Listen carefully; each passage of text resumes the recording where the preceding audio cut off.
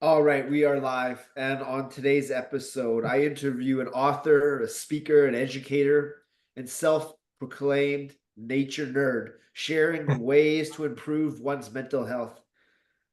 He lives with mental illness and has made it his purpose to share his story to help empower others who are have been struggling with mental health issues to influence in a positive way that through storytelling and taking action that lives can transform and improve the relationship with ourselves and hopes to establish connection with each other. His vision is to unite as many minds as possible with the purpose of disabling the stigma that casts a dark shadow over mental health and mental illness.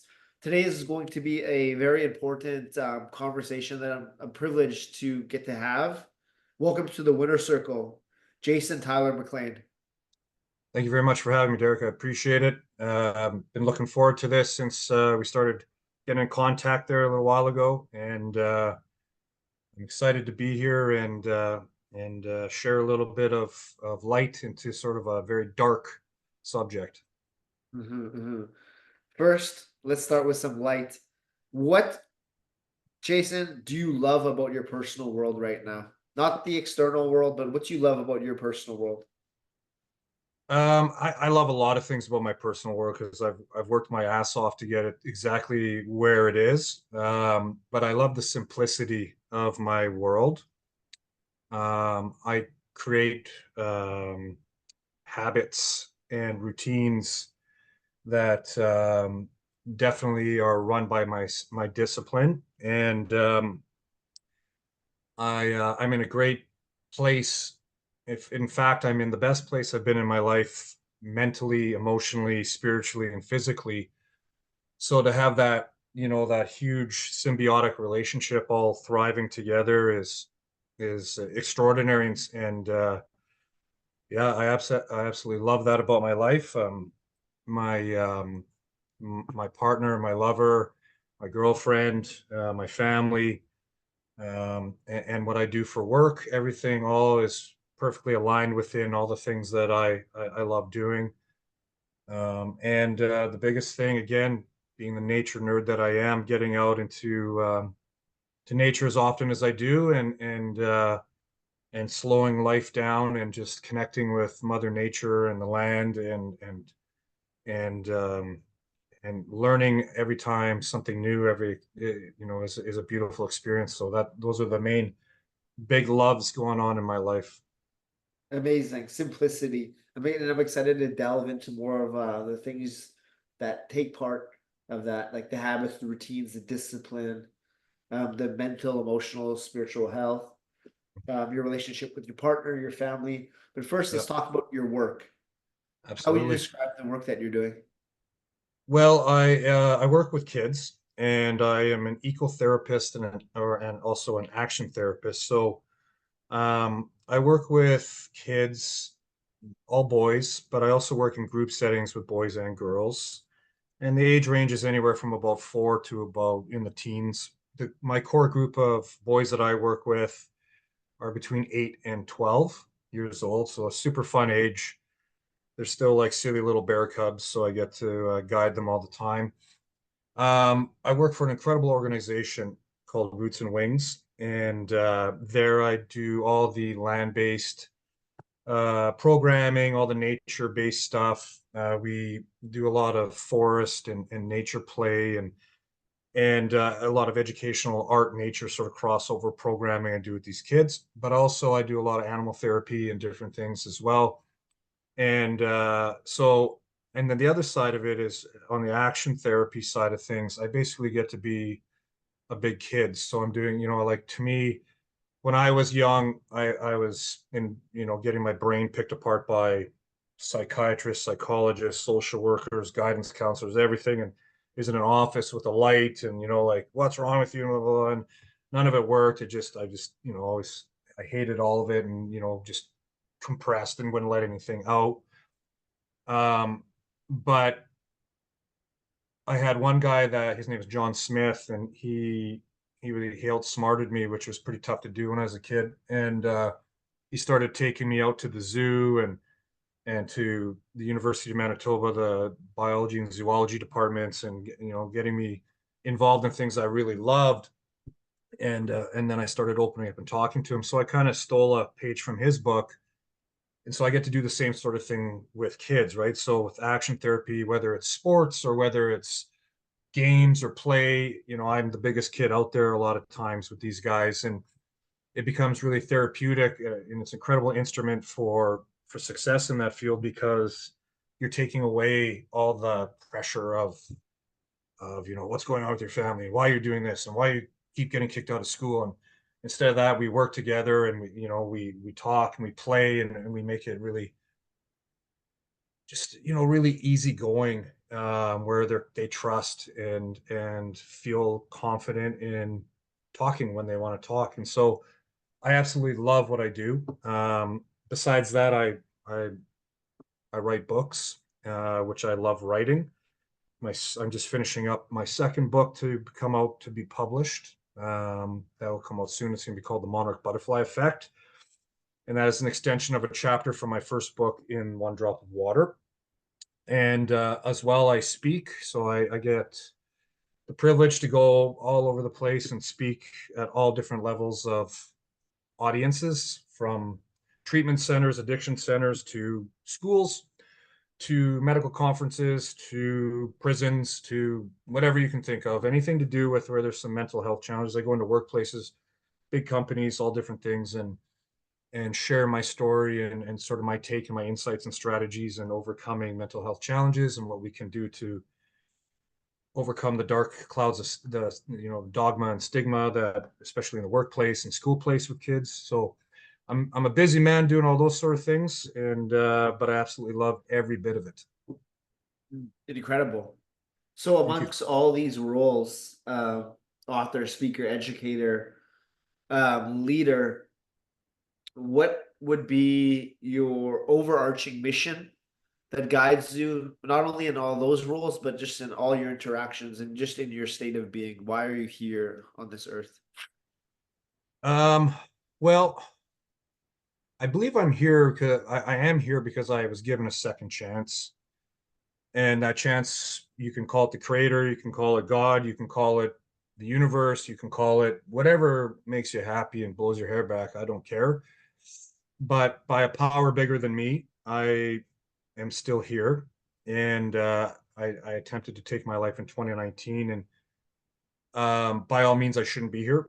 But I am. And it took me a long time to get over that and to start moving forward in my life, because I felt so much shame and guilt. And I failed at the one thing that failure drove me to, which is sort of an ironic slap in the face by the universe. But um, given the second chance at life, I've just embraced everything. And I, you know, I'm everywhere I go, I just try to make things better, for wherever I always try to, if I walk into a room, I try to make it brighter. If I walk into someone's life, I try to make it better.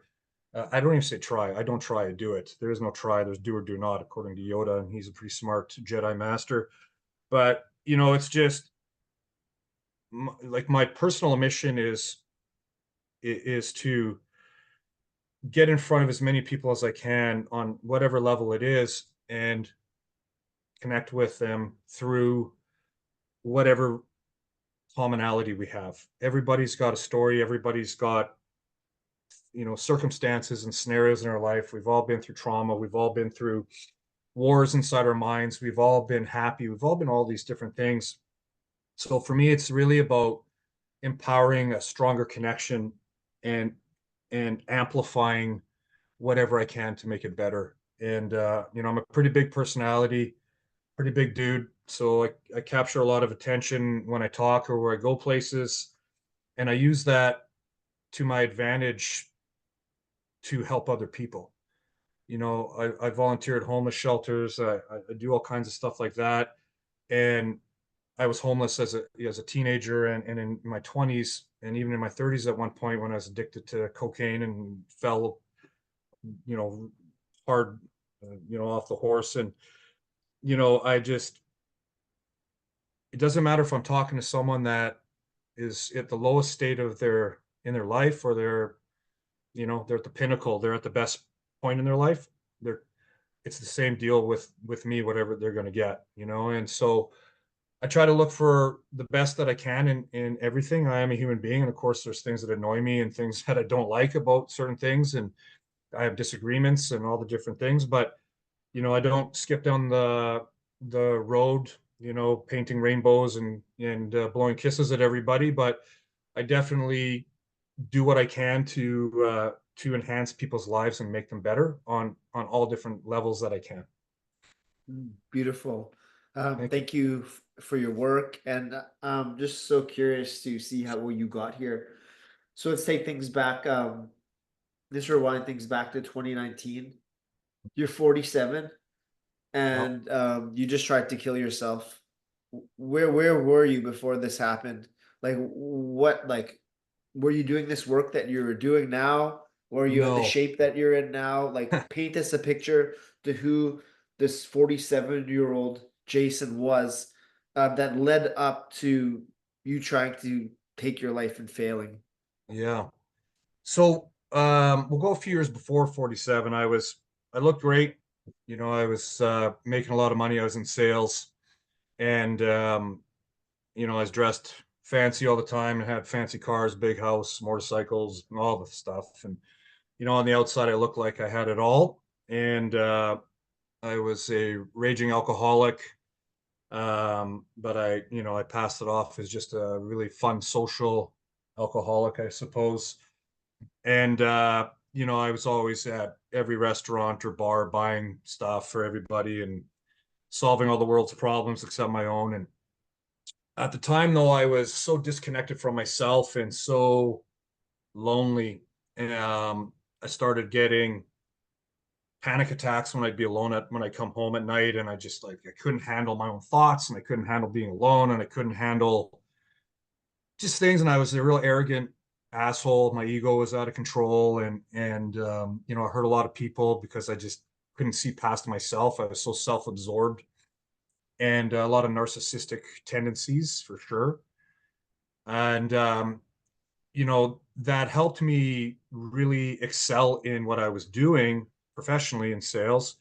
But at the same time, I did it at the expense of, I didn't care what it did to other people. And I burned some bridges and thought I was bigger than the house in a few places. And so I started getting fired from a lot of jobs because, I just thought that I didn't have to learn anymore. And what I said was, the way it is. And so I started, couldn't get, I was so overqualified for work. I couldn't just find jobs. And so I had to stay in the same industry.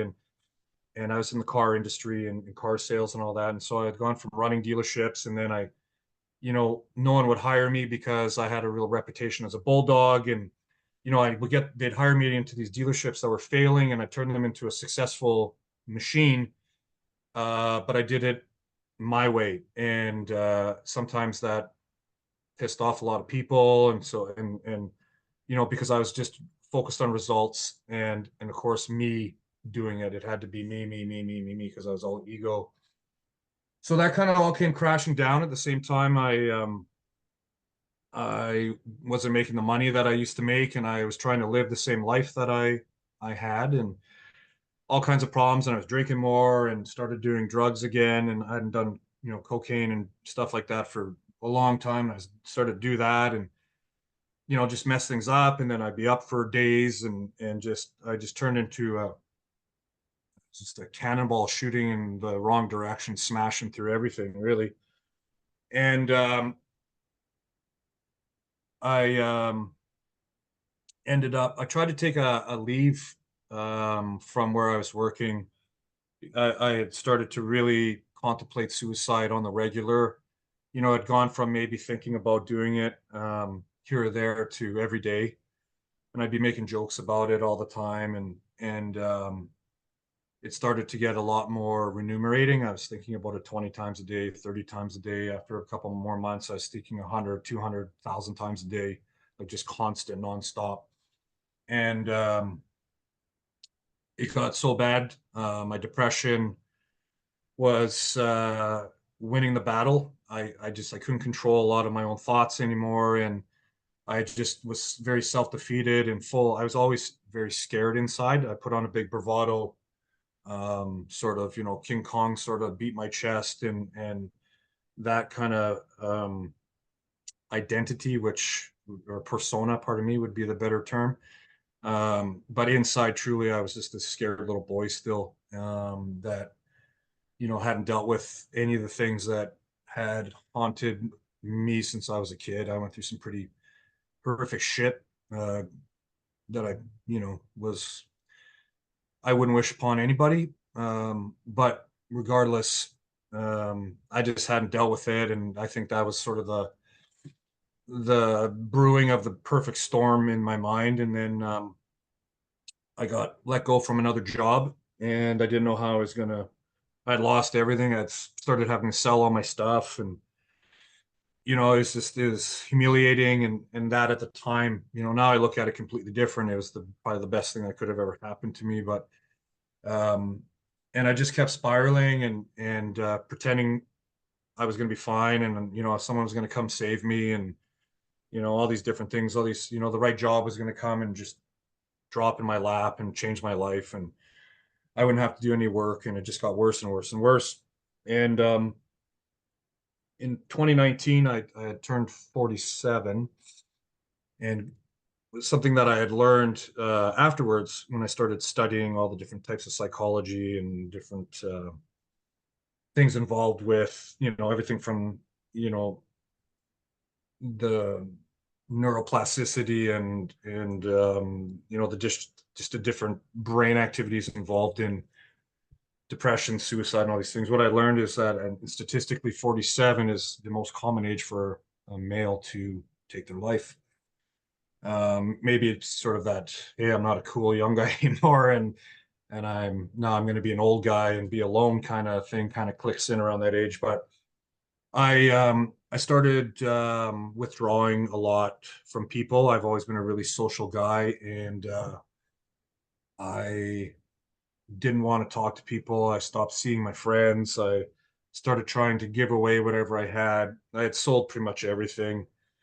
I had this beautiful, like $40,000 custom Harley that I ended up selling for like 5 grand, because I needed money, and no one would pay me what I needed, and I had to eat, and I needed to pay rent, and I had lost sold my house and then blew that money, and so all kinds of things. And it just was, everything felt like it was all just coming to an end, and it was suffocating me. And the darkness was just wrapped so tightly around me like an anaconda. Like I felt like I couldn't breathe.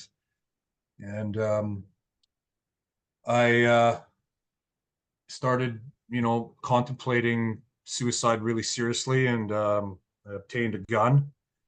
And on the Friday, the 19th, November 19th, 2019, it was a Monday.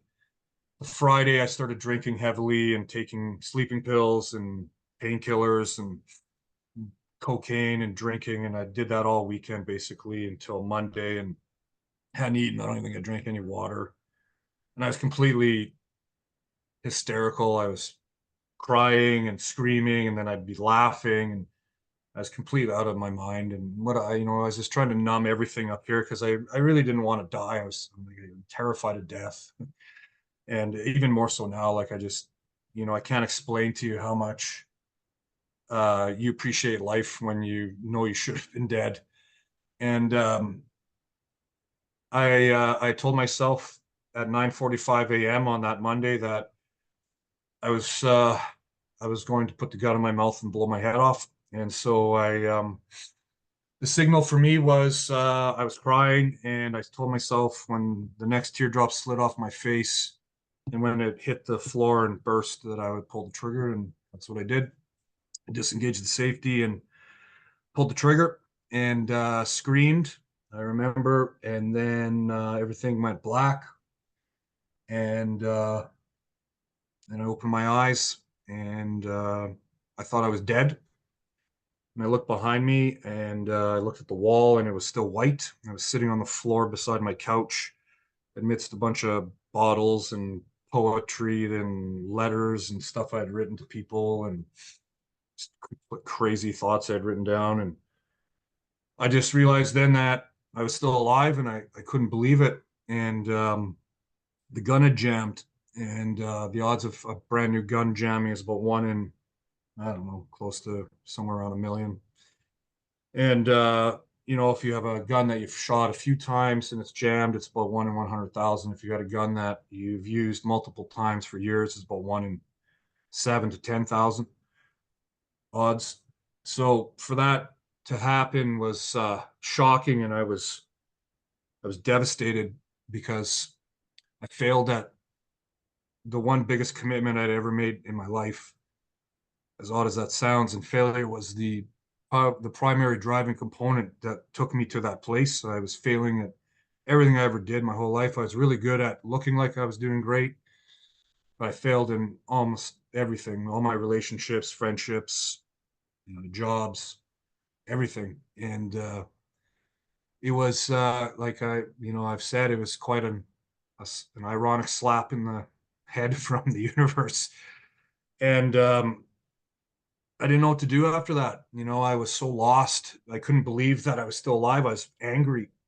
I was so lost. And the craziest thing happened when I pulled the trigger, because I believe that the physical part of my brain shut down because it knew it was going to die. But the consciousness of my mind was still alive and awake. And what ended up happening when I went black, when I pulled the trigger, is I was in this emptiness, this vast, cold space, like forever of darkness all around me. And it was terrifying. And, it was, but at the same time, there's like this pressure, like it was closing in on me. And suddenly in this far, far thing, in this darkness, there was these little flickers of light. And this little girl appeared in like a vision kind of, and she was dancing around me and laughing. And she started saying to me, Jason, or she called me Jay McLean because that's what she calls me in real life, but she said, Jay McLean, what are you doing? And I remember I was like crying and I couldn't answer her. And she said, Jay, where are you going?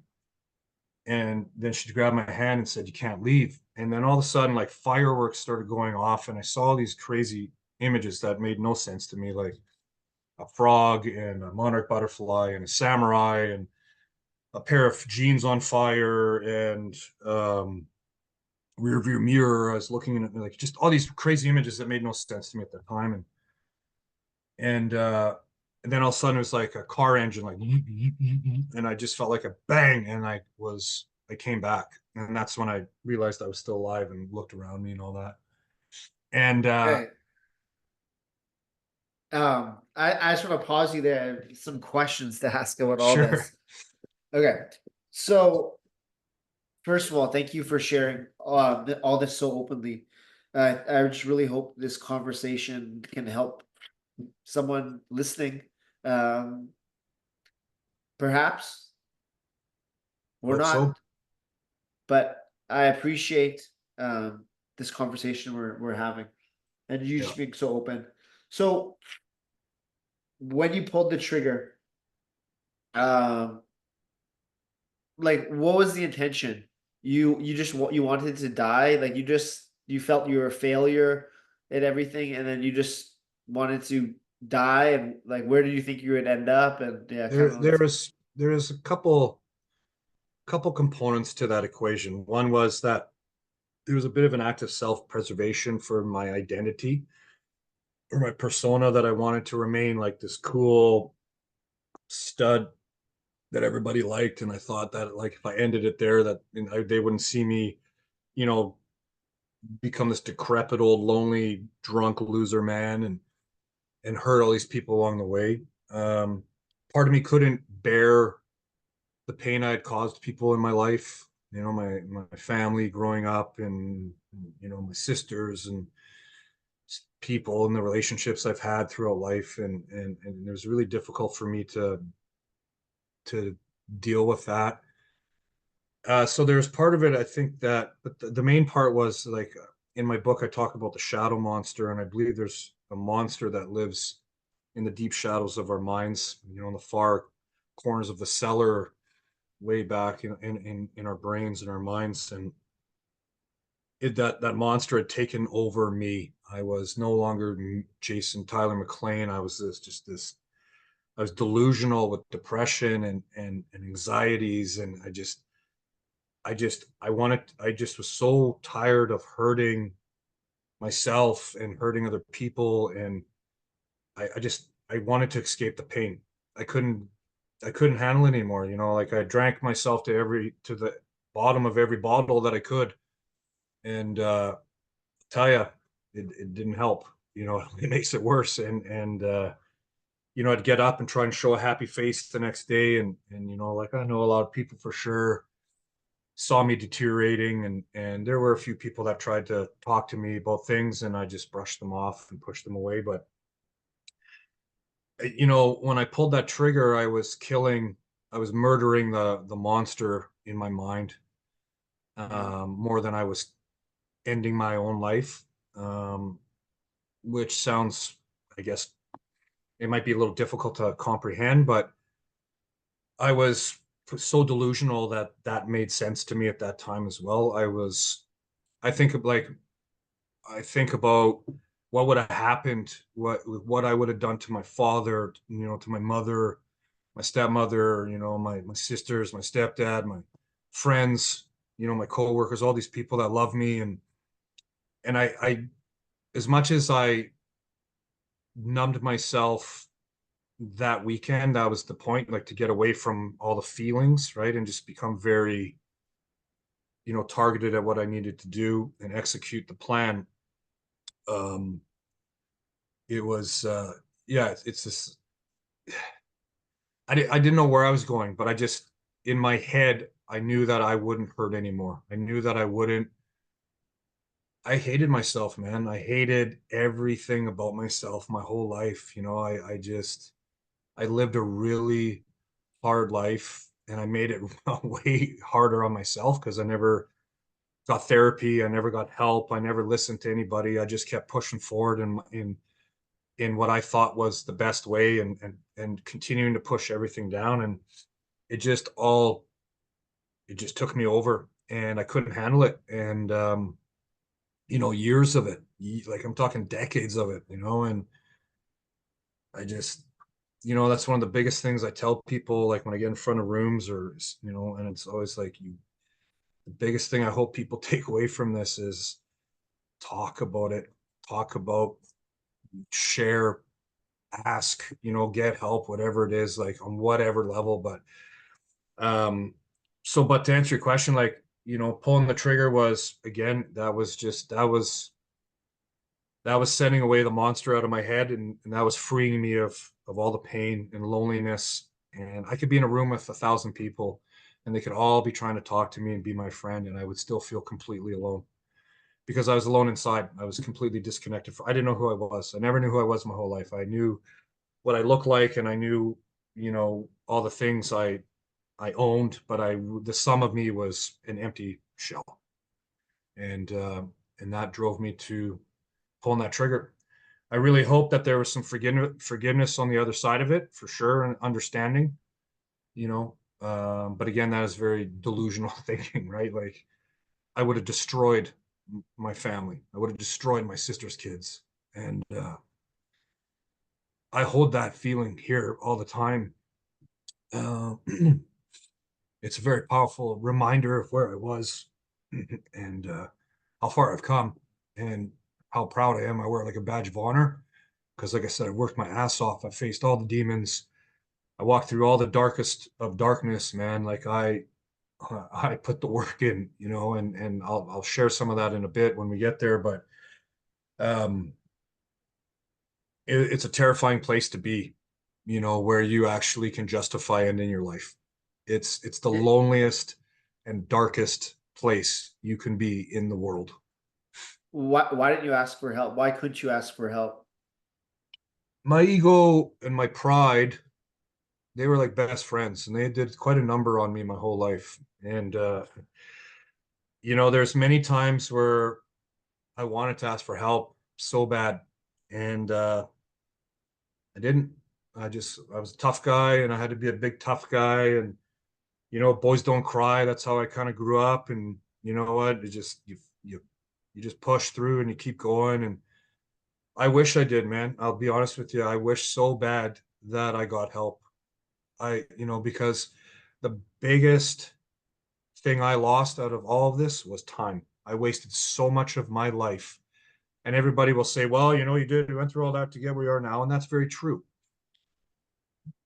But I also wasted so much time where I could have been helping more people, educating more people, sharing things with more people, uplifting people, myself included, and all these different things. And yeah, so So how like did you view people differently than you do now? well, most of my life I viewed anybody that was better than me at something or funnier or taller or anything, they're a threat. My ego, I was so insecure my whole life. Like I said, I've been a terrified little boy trapped in this big suit of armor, and I tattooed it to scare everyone off with bright colors, like venomous animals do in nature. And I used to fight a lot, and I was terrified every time I did that. But I had to prove to people I was this big tough warrior, and so I used people. Everybody was just something. Either I could get something from them, or I could they could give me something or whatever. I could take something away. For a lot of my life, I was horrible. And I'm still awesome in lots of ways. Don't get me wrong. Always had friends, and I'm a super funny guy, according to me. And but I was always outgoing in the life of the party and all that. I just also had I was like two different people. I had this very dark side, and I viewed people like objects, and Uh-huh. I was very shallow and insecure.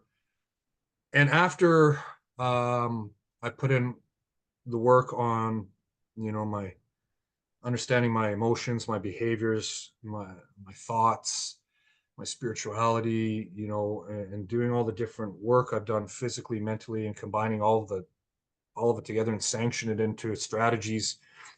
Um, I I can't say like I'm a people lover. I mean, I enjoy people. I take people for what they are. I don't pass judgment as quickly as I used to, for sure. I try to, I do my best to see all the good first, and I don't look at people like objects anymore, and like definitely, I the biggest shift has been in my own perspective on myself. And when you can start to believe in yourself, you can believe in other people. I didn't believe in myself my whole life, so I would never believe anything anyone said. And I so the more I started doing work on myself and accepting myself and learning to love myself and become my own friend and treat myself properly and talk to myself properly. Internal dialogue is such a powerful thing. And I was able to become a lot more open with people and become more encouraging and empowering myself and other people and trusting. I can never trust anyone my whole life because I never trusted myself, and now I'm trust anybody really until they tell me give me a reason that I can't. And so I've had an incredible shift in perspective on how I feel people, see people, everything. So I'm so in love with my girlfriend, and I've never been able to be in love my whole life. It's never been there. It's just been chaos and craziness and all these other things, and everything was always there was always motives and alternative things So behind things. And so it's to be able to be where I am, and it, it's night and day from where I was and how I view yeah. myself and other people. And just from hearing you talk, like I can clearly tell you care so much about like your family, your partner. Yep. But in 2019, like You tried to numb yourself so you wouldn't have those feelings because you were thinking about them. Like you did realize like them finding you just shot yourself in the head. Um, who knows? Yeah, like um, that would have really impacted them negatively, but you still went ahead anyway. Well, I But didn't before, have anyone then. I was completely alone. I met my girlfriend about maybe a year and a half, 2 years later. So I didn't have anybody when I attempted to take my life. I was completely alone. I had withdrawn from everybody, my friends, family. Um, and I actually spent after I attempted to take my life, and I started to work on myself and go through the process of all the things that I did and writing my book. While doing it, I was alone all day, all night. I would get up at 4 in the morning and be alone till I went to bed, 9 or 10 at night, and repeat that every day. And people thought I was uh-huh. crazy. They were like, you're telling me you used You to be terrified to be alone, and now you're spending as much time alone. And yeah, you didn't have to be alone though, and I guess like you felt alone, but you weren't because like if you did end your life there, I'm sure your family would have been yeah, devastated, your friends would have been devastated. Like you had people that loved you, yep, and that cared for you. that's But you true. were telling a story to yourself that you were alone, or you're isolating Mhm. yourself because you were embarrassed about your situation. I don't know. Like, can you Yeah, clarify? yeah, no, that's accurate. But in that state of mind, I was alone. I know, like, I was very close to my father up until he passed away a little while ago, and close to my sisters and my mom and stepmom and stepdad and all that kind of stuff, and my sister's kids. But at that time, in the delusional state I was in, due to the depression that I hadn't dealt with, for so long, um, I just it I was alone.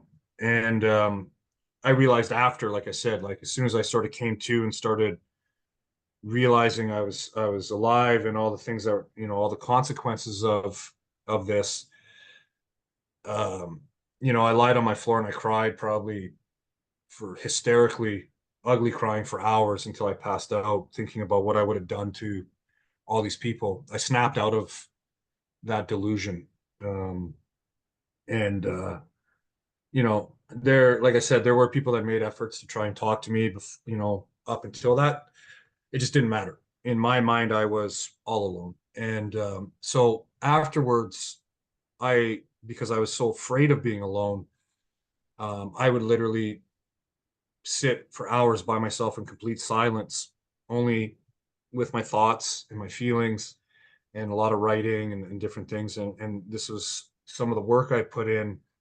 I kind of put myself through some like Navy SEAL kind of applications, as far as pushing yourself to the brink mentally, physically, emotionally, exhausting yourself, getting to that thin tightrope of insanity. And I needed to do that to overcome my fears and face the things that I didn't my whole life. And like I was saying before, I talked to some of the guys and tell them, like, that I was terrified of being alone. And now, they're just like, so you sit literally for 16 hours by yourself alone every day. And I'm like, I do. And I love it. And it made me so powerful and so peaceful simultaneously. Like, it was this beautiful relationship of two very, opposite binaries. But it It was before or after your this was suicide after. attempt? Yeah, this was after, a few months after, when I started to put the work in and face all the things that I was afraid of, in order to change my life, and then to Uh-huh. change others. So let's play a hypothetical here. So let's say you did your life ended. You were successful. Your loved ones would be asking themselves, like, what could I have done? Yeah. What could they have done? Or there was nothing they could have done? With me, there's nothing they could have done. I mean, just, what are they going to do? You know, like I just wouldn't let anyone in. I wouldn't, I wouldn't talk about it. You know, I'd get like blackout drunk and maybe, you know, talk about stuff or get really upset in front of some people, make it, you know, a scene or whatever like that. And then the next day they Yeah. try to talk to me and I just blow it off. So And how can we prevent this? Like, how can we prevent this? Like, I guess you got too far. What were the warning signs? When could intervention have stopped you from putting that gun to your head? um, I think there's a lot of tells, like there's a lot of warning signs along the way. When I started really withdrawing from my friends and family, um, you know, when if you ever notice that with somebody, there's going to be a big shift in personality when someone starts to really get close to wanting to take their life. There's going to be some erratic behaviors, you know, very, um, you know, very black and white stuff, very up and down, you know, like peak and valley kind of emotional stuff.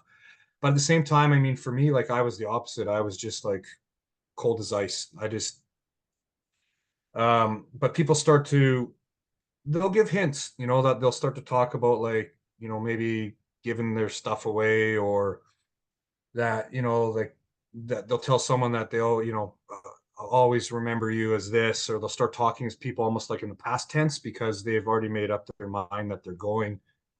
And so that's one you gotta really watch for. That means people are pretty close when they start, you know, you were always such a good friend to me, and you know, I always love this, and you know, and I hope that, you know, your life works out, or different things like that. um you know, depression and addiction go quite hand in hand. So people that are very depressed will often drink a lot or start doing drugs, and change a lot of their lifestyle stuff very quickly and dramatically. um but the best thing I think anybody can do is honestly just be real and check in with the people they love often, you know. And there's questions you can ask, like it's really easy if you'd ask me, hey, you okay? And like, yep, I'm okay, right? It's we, you know, how are you? Good. You good? And, you know, these questions, we use them all day and every time, but they're really easy. They're avoidance questions, right? We can just use them to go, yep, yep, yep, and then carry on. But when you start to say like, hey, I just wanted to check in with you and ask you how's your mental health, you can't just go, yep, no, good, right? Like it becomes a bit more of a conversation. Or if we say, you know, something like, hey, I just noticed this and I wanted you to know that, you know what, I care about you, man. And you know, let's go grab a burger and talk, or let's go shoot some pool, or you know what, your girlfriend's been doing this, and it's like, okay, well, you know what, let's go to have a picnic, and let's just, you know, like you make it personal. And I think people that want to end their life feel meaningless, purposeless, listless, and they feel that the world is better off without them. And that's really sad, but it's true. And so if we can do the little things that, um, you know, can help pull them out of that, that's big. But again, it just comes down to really just, sometimes it can be the simplest thing, like just a conversation or just a check in, you know, and just say, I just want you to know, like, I care about you and I miss you. And I, you know, is everything okay with you? How are you doing? How is your mental health? You know, and there's a course out there. It's called Assist, and it talks about how to sort of de-escalate people that are suicidal. Like actually, right there, like it's, you know, it's not like, hey, I'm thinking about it. It's like, hey, I'm gonna do this. And it's a really great course, and I recommend it to anybody because it kind of teaches you the break the ice questions that they're really hard to ask people. People are also very scared to ask someone if they're thinking about taking their life, right? Because they almost, you're you don't want to know, you know, and at the same time you don't want to push that person. What if they are right there? But I'll tell you from my experience, and I'll tell you from, you know, a lot of other people I've met within the suicide prevention sort of circles that I frequent. Um, it's that conversation that sometimes can snap someone out of it. So it's just important to ask, like, are you thinking about, are you having thoughts of suicide? And that can open up a real conversation. And that's what someone that's depressed or really suffering from major anxiety, that's at a point where they might be contemplating it, that's what they need to hear. They need to know, they need that recognition, right? They need someone to be honest with them. So I'm trying to understand how you go from suicidal ideations, which I feel is like normal. I think people can have those to suicidal like thoughts, like thinking of how to actually kill yourself. Like how do you I just can't comprehend how that threshold becomes real from just kind of like just like a oh like I just need a break right now. Like I just wish I was dead or just need a pause Yeah. to actually thinking about ways that you would do that.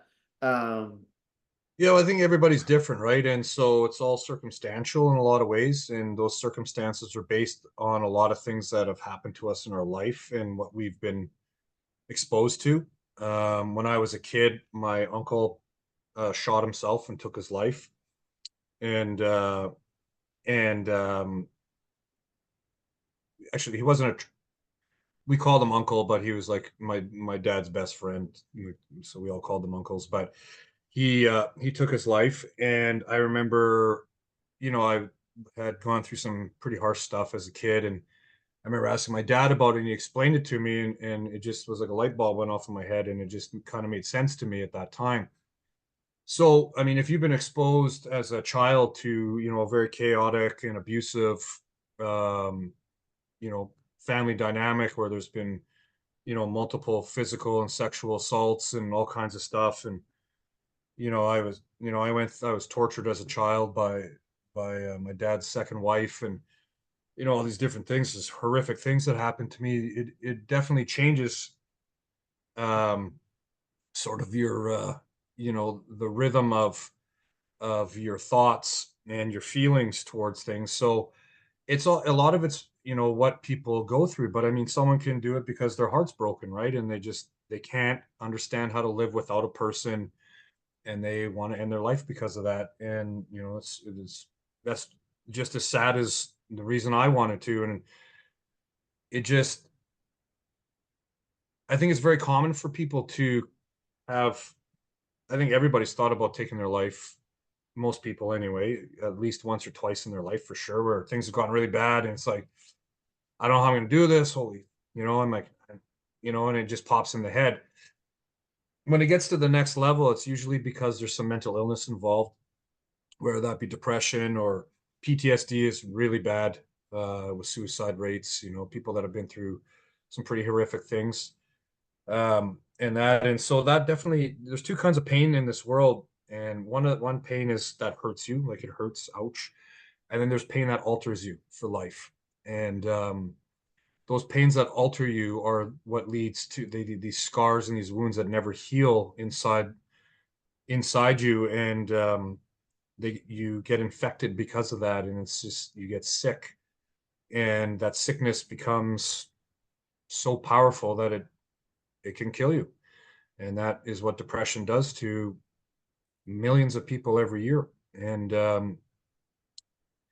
it's a sad statistic, but again, it's a difficult thing to explain because every human being's different, and every migration through life is different for every person, right? So, I don't have the most definitive answer on that, but I think that it's just what's common in all people that go from the level of suicidal ideation to actual, I'm going to take my life.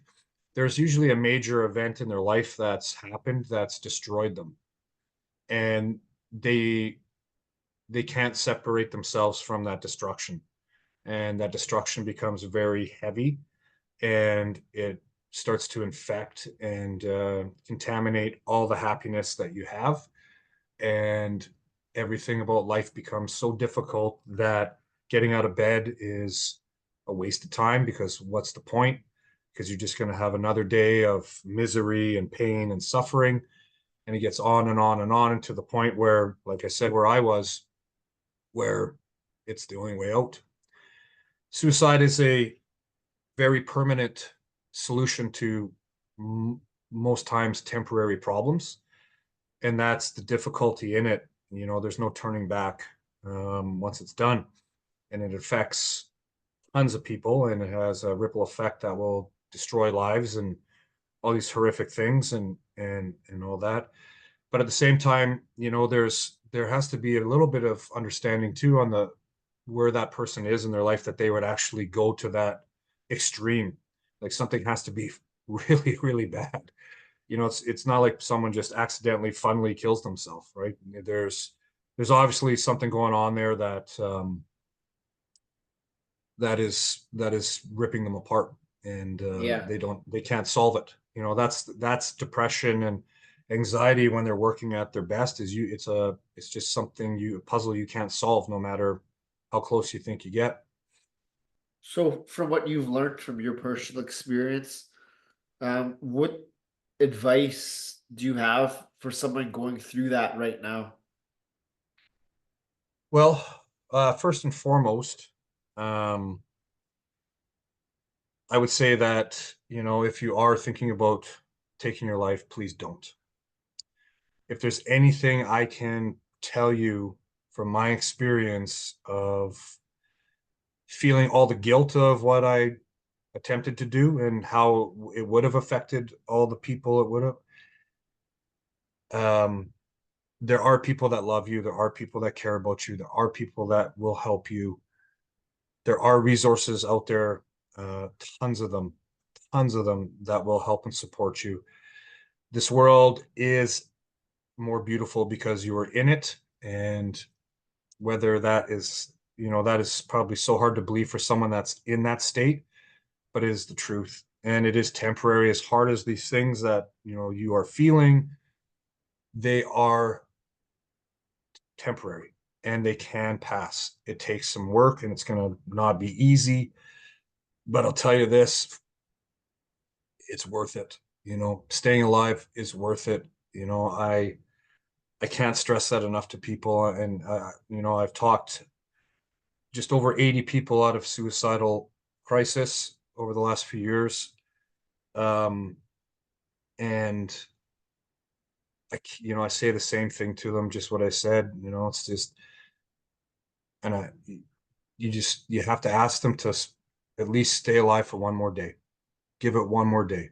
And then that day, let's give it one more day. Let's just take it one day at a time, work through some things. And a lot of times, like I said, these problems that we all share, they eventually fade. It just sometimes takes a really long time. Temporary can feel like forever, and it can feel like a prison cell that you can't get out of, or a hole that you're getting buried alive in. I've been there. I've been at the very darkest, farthest, most horrific parts that you can be. And just take it from my experience that life is worth it. So, Beautiful. Thank you so much for sharing that. yeah, So you are just survived your suicide attempt, yeah, and you're spending 16 hours a day sitting and just getting comfortable with yourself in silence and stillness. That's where it began. yeah. How did it evolve? What were the primary mental, emotional, physical, and spiritual tools that you use to build yourself back up and that Mhm. are foundational to your being today? Sure. Well, first of all, it was COVID time. You remember that fun, exciting time of life, COVID? So, I'd started kind of working somewhere a little bit, and I got bronchitis every year. I almost died of pneumonia as a child, and so I've had like chronic pneumonia and bronchitis my whole life. And so I get sick just before the world decides to go idiotic, stupid, and close down. And so I'm isolated, and then all of a sudden the world closes down. And so this November, So this would have been January, beginning of February, and then now going into March.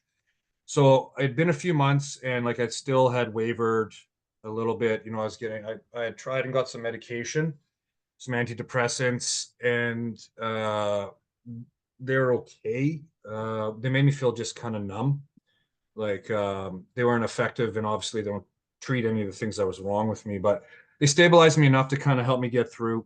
And then all of a sudden, the world shut down, and I had a panic attack, man. I freaked out. I thought I was going to be trapped in my apartment forever. And I was hyperventilating. It felt like a hornet's nest in my stomach, and I was puking and I was freaking out, and my heart was racing. Oh my God. Like I was probably this close to dying. And I wouldn't call 911 because most of my friends are firemen and I didn't want them to see me like that. Again, my pride and my ego.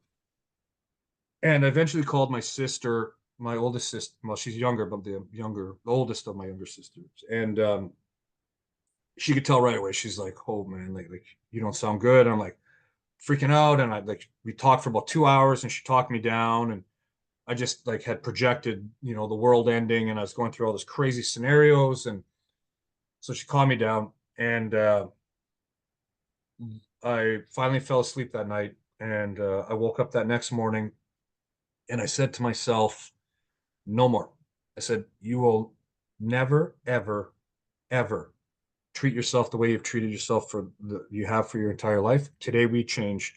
And I wrote a letter to myself that day, um, and I proclaimed war on myself. And that's exactly what I did. I went to war, man. I went into the fight for my life. And so I started writing everything. And I started reading everything. And I started listening and watching everything, man. I was reading 6 books at a time. I was listening to audiobooks. I was writing 3, 4 hours a day, easy. And then I was working out at home, just doing like crazy body weight, like calisthenic stuff and, military style workouts. And all I ate was like whole wicked foods, like just like wicked vegetables, fruits, fish, chicken, very, good source of carbohydrates, all the good stuff.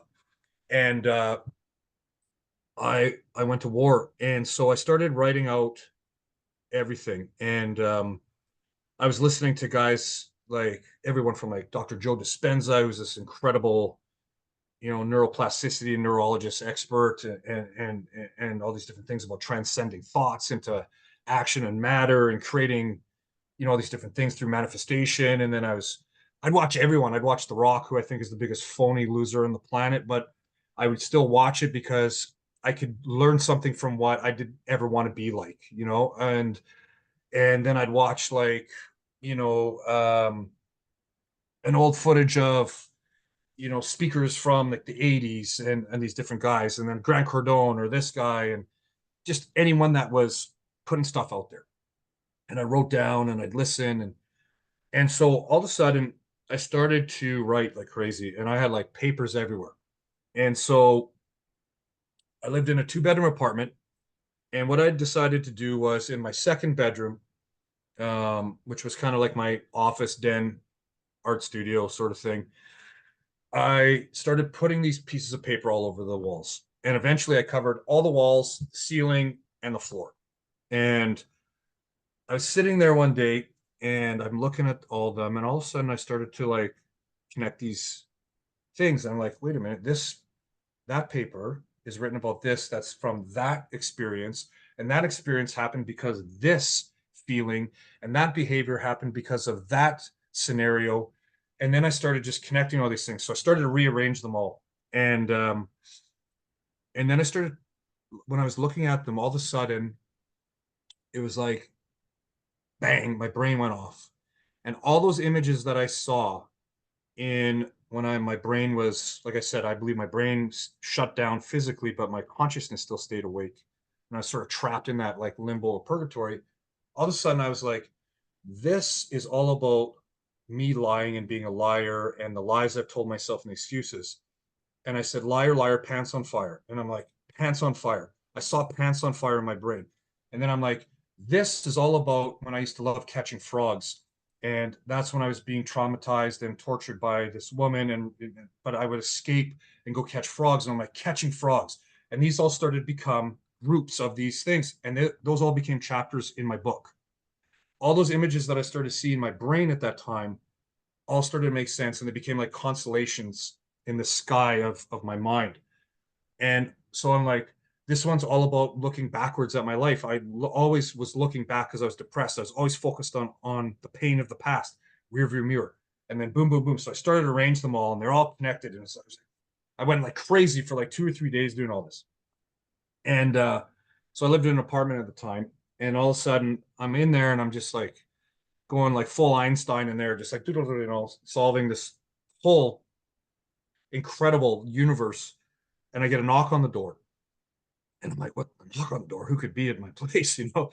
And so it's like this young dude, and he's wearing like a construction vest, and he's got some furnace filters, and he's like, "Hey, I gotta come in and do a reading on your furnace and change the thing." And I'm like, "Well, my furnace is in my second bedroom, right? So it's like it's a self-contained unit, right?" And I'm like, you know what, man? I can do it. I'll just go in there. And he's like, no, man, I got to do it. I got to do a reading and blah, blah. So I'm like, okay. So we walk in and he walks into the room and looks around and he's like, whoa, man. Right. Cause it's just like papers everywhere and like strings and markers. And, it's just like crazy. And so he's just looking around. He's like, what is all this? I'm like, it's kind of like my brain and my mind and like my life all kind of connected. And he's looking around. He's like, he goes, what it reminds me of?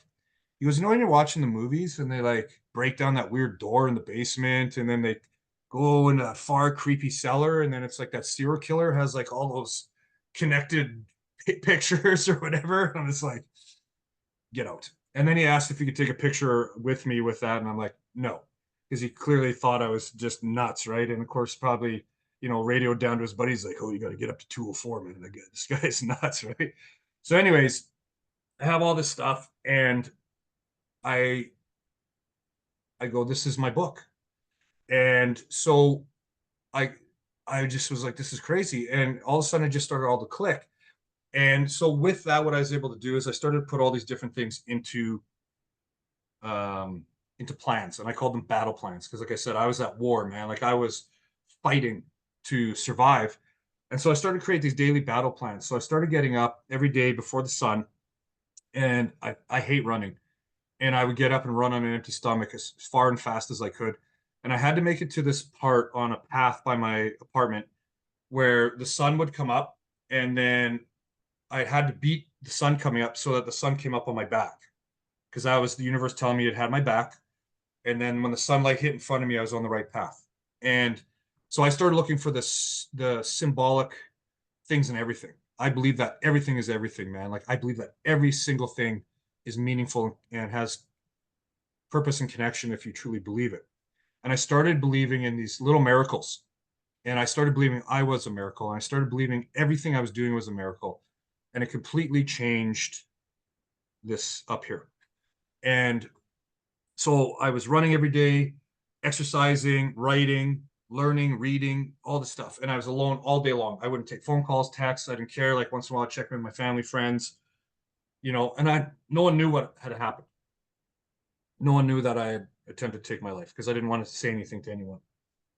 And so this went on for a few months and I just got into these incredible regimented routines that I had behavior routines, thought routines, emotion routines, and I just started doing all these things. And I started this incredible uh, migration, like a journey, and I documented it. And I eventually said one day, I remember sitting there, and I can't remember who I was watching. They're an awful speaker. I was like, this person is just brutal, and I'm like, I could do better in this person. And I said, the difference between me and a lot of these other sort of self-help people is I think they're all frauds.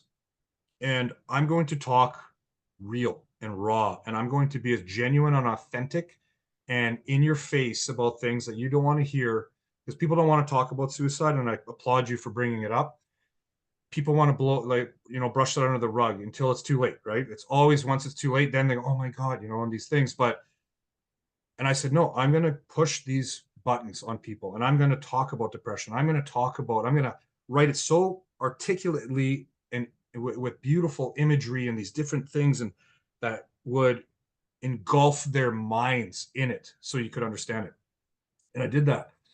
And so all this was going on, and I had nothing, man. I had a mountain bike and a skateboard. And I went skateboarding today. I got all kinds of stuff now, but I was down to nothing. I had no vehicle. I'll tell you a story. I was going to my friend's daughter's birthday. Actually, she was the girl that was the dancing little girl in my vision. And they live 26 kilometers away from me, and I didn't have a car, and I was embarrassed. And I rode a mountain bike all the way there to that girl's birthday party with a gift bag, and I had to ride down Lagimodier, and then Bishop Grandin. They lived in Royalwood. I lived way out by Dugald and Transcoil. And so I was so humiliated and embarrassed at that time. And now when I look back at that, I said, who else in the world would do that, man? Like, I'm a champ. Like, I rode a mountain bike in 32-degree weather for 27 kilometers, carrying a gift bag for a little 8-year-old girl so she wouldn't be disappointed.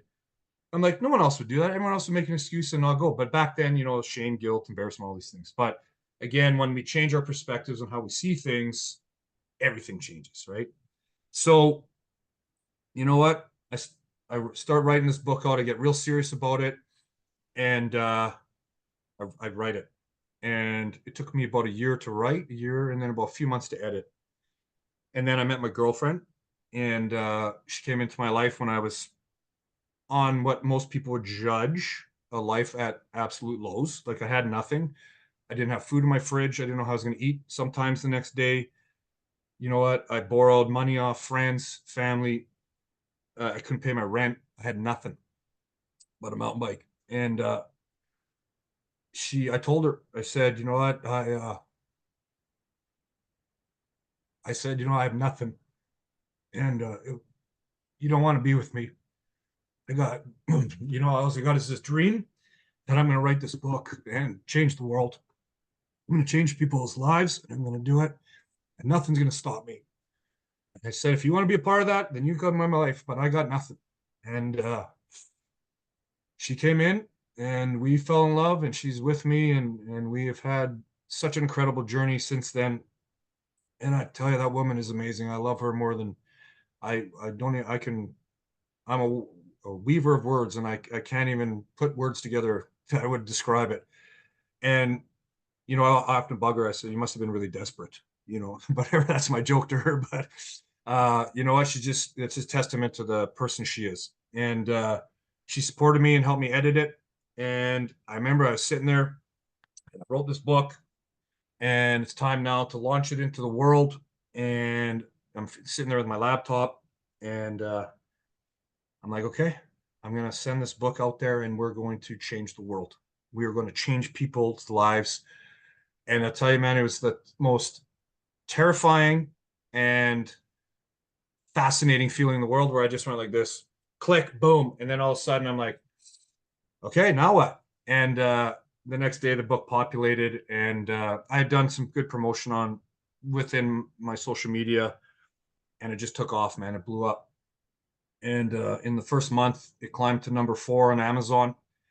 And it went into the top 2 for mental health books, and it was just on. And my life changed. Like, it didn't change instantly, but all of a sudden my book was helping people. My book was changing people's lives. My book was my story, my honesty, my grit and determination, and my commitment to the truth about depression and suicide, and all the things in my autobiography and my creative writing and all this in this book started to have an impact on people. And I was so proud of it, and I still am.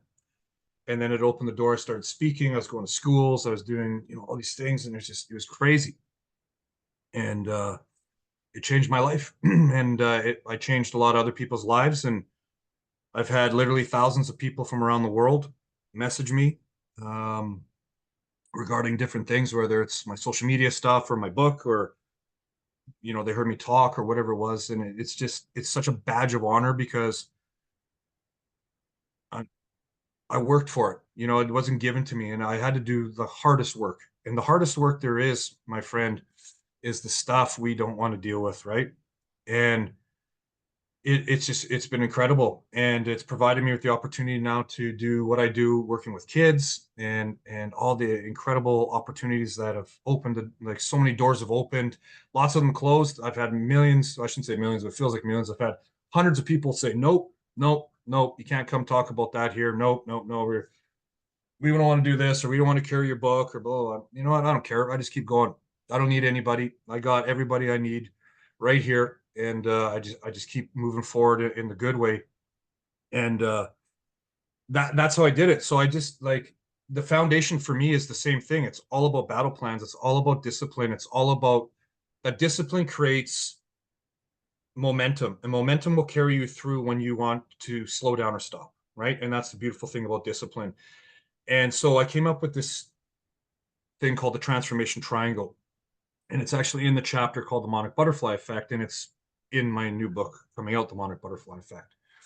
And so imagine a triangle. And so on the top of that triangle is self-discipline. And at this side of the triangle is self-respect. And on this side is self-love. And so that triangle, we'll picture it as a right triangle. So it's all even and easy. At top, self-discipline, those are your habits, right? Those are what are you doing? You're going to get up every day like I do at 6 in the morning, go to the gym, eat clean, train clean, give thanks, write about all the beautiful things in the world, in my world. What am I going to offer the world, the universe, God, all the different things? What can I do to make it better for other people? What can I do to make it better for me? All the different things. And then go about all the applications of that list. And that's your discipline. And when you increase your self-discipline, the most powerful thing happens. You start to get something I never had before, which is called self-respect. And when you start to get self-respect, that's when you start saying no to the stupid bad habits, right? You start saying no to people. Like, I don't drink alcohol, so people that want to go drink, nah, I'm good, man. You know what? People that want to go do this, I don't need them in my life anymore. You get that respect about yourself, and then you start putting yourself into better situations because you respect yourself. What happens when you are working hard, you respect yourself, come over to this side, which is self-love. Now what happens is you start to get this relationship with yourself because you believe in yourself, right? Because you have respect for yourself. So you're doing what's best for you. You're doing what's best for your community. You're working hard, and now you start to learn who you are. You can start to understand who you are. You respect who you are. So now all of a sudden you become your friend. You fall in love with yourself. That's true self-love. All these people that put self-care, self-love, doing my nails, whatever, but if that's what you think it is, cool. I don't. I think self-love is when you can actually look at yourself in the mirror and go, I know who that fucking person is, and I love that fucking person for who they are. And most people, I would say 90% of people, don't do that. And it's because our whole lives we've been taught to run away from ourselves, right? We talk awful to ourselves. We have internal dialogues that are negative. Man. As we clutter our mind with so much negativity and garbage, it's a waste. And so, anyways, when we start to get that true love for ourselves, which comes from hard work, understanding, and building a relationship with who you are, becoming your own friend, they all connect. And so what happens in life, you might have to rely heavier on the self-respect. So that triangle shifts more like to a isosceles triangle or whatever. And then but the matter that holds that triangle together is belief. And if you don't believe in all these things that they're doing, what they're doing, if you don't believe in everything you're doing, it has a purpose and meaningful, and you have intention, it doesn't work. But if you believe it, I kid you not, it works 1,000,000,000%. It really does. Belief is the most important thing you can have. And I never had it my entire life. I never believed in myself. And that's why I set myself up to fail constantly. I believe in myself so much now. Yeah, it's just the way it is. And now that's allowed me to believe in spirituality, and it's allowed me to believe and connect with other things that I've never been able to have a relationship with because of belief. Beautiful. There's so much more that we could talk about. People can find out about this triangle, um, this monarch butterfly effect, in your book, One Drop of Water, which is now available on Amazon. Yep. Um, then yeah, we're gonna. I just really feel we need to have a part two. There's so much more to delve into. So I'd love to Anytime, continue man. this conversation with you. Um, but I'll leave it to you to close. Any last words for anyone listening that stuck around for this whole conversation? Yeah, well, first, thank you for listening. And I hope that I've had some impact on you and some influence in a positive way. Um, the biggest thing that I will say to a kid in grade 4, or I'll say to someone holding on to their life in an addiction treatment center, or someone that's a doctor that I speak in front of, is this: if I can do all these things, so can you. And I came from the worst place you could imagine. Most people could never imagine where I was, and I'm not trying to like be arrogant, excuse me, about that or anything, but I understand people, and I understand what it's like to hurt and to lose in that. And the most powerful thing I will share is this: pain is a signal. Pain is a signal for change in your life, and we've been taught to ignore it and bury it our whole lives. Pain is telling you that it's time to move on, to let go, to let it be, to walk away, to change something, to start new, whatever it is. Start listening to your pain. Start a relationship with your pain. Pain has taught me everything in my life. Pain is the best teacher. It has taught me every lesson. The reason we hurt for so long is because we hold on to something we shouldn't, whether it's a feeling or a person or a job or a situation or whatever it is. If I can make all these changes and I can do all these things, anyone else can. I am no stronger than anyone else. I'm no smarter than anyone else. I'm not that smart. I know a lot of big words now because I wrote a book and I had to use 92,000 words. So I'm like a walking thesaurus. But you know what? Before I started reading about all the different types of neurology and psychology and everything, I wasn't that smart. Now I'm pretty smart, but everybody can be smart. And in order to be smart, what I'd recommend is this: learn about yourself, learn who you are, learn to love who you are and understand who you are. And that will increase all your relationships, whether it be with other people, whatever. Get out in nature. Nature is the most best healer there is. You go walk out in trees, trees secrete different chemicals that actually will calm your mind. The sounds of birds will reduce anxieties and depression instantly. Rustling leaves, all these things, these are primordial instincts that we are forgetting about. Go into nature. Go into nature to slow down, to be deliberate, and to think. And most importantly, believe. You have to learn how to believe in yourself. And when you can believe in yourself, you become unstoppable. And that is it. Yeah. Blessings. Thank you Yeah, so man. much, Jason. No problem. Um, if someone's struggling with suicide right now, Yep. what can they do? Where can they call? Like, what are some resources you would Sure. advise? Yeah. So there's a few different ones. There's a suicide hotline. Um, they're pretty good at, getting people linked to other things, whether they need to, mobile crisis needs to come and get them, or that clinic has some good suicide resources as well. Um, your friends and family are always going to be probably your easiest resource. I know there's a lot of judgment involved in this stuff, and sometimes that makes it difficult to reach out to our closest people. But I can tell you that my sisters, my friends, my family would always be there. But most important, like the most important thing you do is talk to someone. So, whether that's you're uncomfortable calling a suicide hotline, which is all anonymous and different things, you know what I mean? So, but checking with a friend, whatever. There's tons of stuff if you just go on to different sites. If you look up suicide crisis, you're going to get a number of different numbers, a number of different resources. Sometimes it just takes reading some stuff to kind of help regulate a little bit better in that. So, but the most important thing you do is reach out and ask for some help. people are understanding, especially in that field. I can tell you from experience, I volunteer and do some stuff with it, and we do our very best to understand, because that's what people need in that situation the most. Go to a hospital if you have to. If you go down to emergency, they'll check you in or send you to somewhere at least that they can help stabilize you. But there's always resources available.